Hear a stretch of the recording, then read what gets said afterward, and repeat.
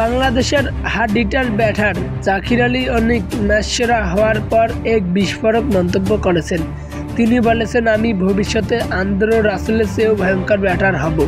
পুরস্কার বিতরণী অনুষ্ঠানে ম্যাচ সেরা হওয়ার পর তিনি আরও বলেন, আমি খুবই খুশি, দলের জন্য বড় ইনিংস খেলে অবদান রাখতে পেরে অনেক ভালো লাগছে, কিন্তু ভবিষ্যতে আমি আরও ভয়ঙ্কর ব্যাটিং করার চেষ্টা করব।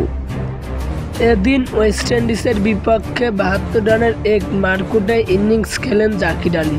৪১ বলে ৬টি ছক্কা ও ৩টি চারের সাহায্যে তিনি অপরাজিত ৭২ রান করেন।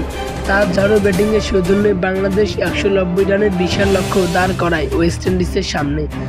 জাকিরের দারুণ ইনিংসের কারণে শেষ পর্যন্ত বাংলাদেশ ওয়েস্ট ইন্ডিজকে হোয়াইট ওয়াশের লজ্জা দেয়। ম্যাচ শেষে তিনি জানালেন, তার লক্ষ্য এখন নিজেকে আরও প্রমাণ করে এবং ভবিষ্যতে আরও ভয়ঙ্কর ব্যাটার হিসেবে আত্মপ্রকাশ করা। হাসান আলী, স্পোর্টস।